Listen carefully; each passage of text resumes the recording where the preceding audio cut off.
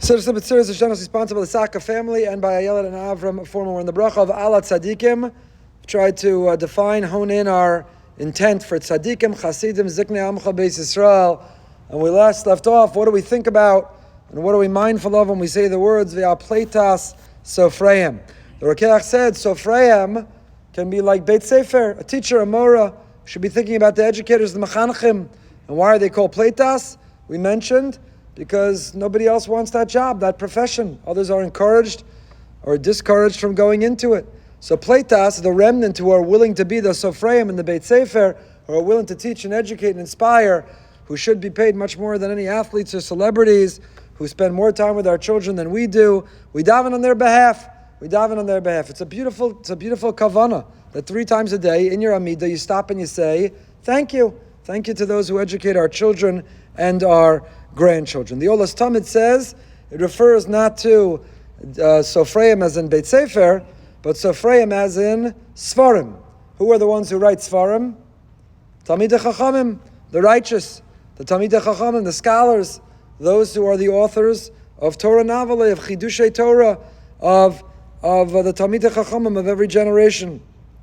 He further suggests maybe Sofreim means like a Sofer Stam, the one who writes the Tefillin, Mezuzah, Sefer Torah. So maybe Pleitas Sofreim means the Sofrim, because again, we've been saying this tefillah since long before the printing press, before we so easily could go online and order whatever you wanted, in whatever many copies you could get. You relied on the Sofreim, on the Sofrim, to be able to transmit Torah from one generation to another. So maybe that is whom we are davening for with when we say Pleitas Sofreim. Alternatively, the Gemara in Kedushin Daf Lamed tells us, Rav Chaim Kanievsky makes the suggestion, as do others, that Talmidei Chachamim are called Sofrim. Why? Because they knew how to count the letters of the Torah and reveal the secrets. They had this awareness of exactly how many letters and where they were, the gematria, the numerical values, and how they added up. We had the schus of hosting Rav Av Mishur earlier this year. All of his Chidushei Torah, all of his Torah always makes reference to gematrias. But I maybe had the chutzpah to ask him, does he sit and calculate? He said, no, they come. He sees in gematrias. He sees it, and if you speak to him, he'll just, what's the name? Oh, that's exactly the gematria of this pasuk. People, the Sofreim, are those who see in numbers. They see and they count in that way. So I'll give one example I saw referenced. The gematria of Eretz Yisrael. There's only one instant, one pasuk in the Torah that has the same gematria as Eretz Yisrael. Anyone know what it is? Hashem ish milchama, Hashem shemo. When it comes to Eretz Yisrael, you know who's waging our war, fighting our battle? You know who's watching over us and will make us victorious? Hashem ish milchama, Hashem shemo, gematria, Eretz Yisrael. Sofreim, to know gematrias, to be counting the letters, the words, and to be aware of the placement within the Torah, and to have the Talmidei Chachamim of that level, who see and who live in that fashion. And that's Pleitas Sofreim. Rav Chaim Friedland, the Mashgiach of Panovich, points out She'iris HaPleita. We refer to the remnants of a people. Who are the She'iris HaPleita? They are those who survive and who thrive. They are those who successfully bridge and the link in the chain in the past generation and the next. And that's who we're davening for. How grateful are we?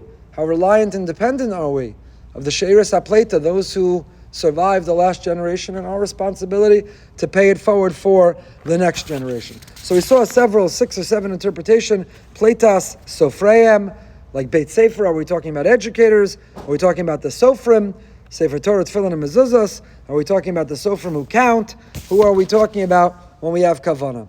The next is Gerei HaTzedek. We'll talk about this more the coming nights. But we daven every day, 3 times a day, for Gerei HaTzedek, for righteous converts.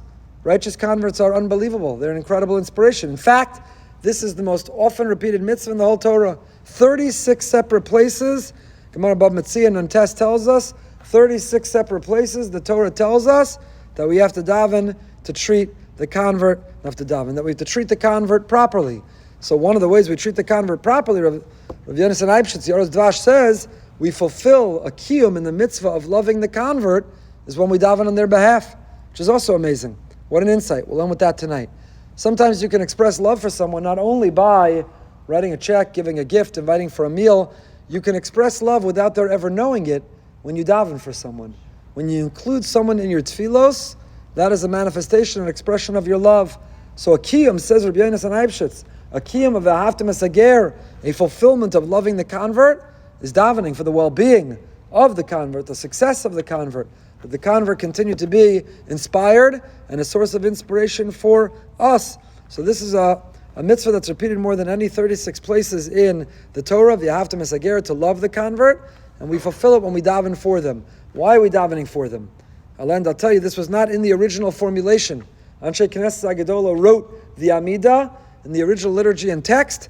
Gerei HaTzedek was not included. Who added it? When did he add it? Why did he add it when he did? Stay tuned next time.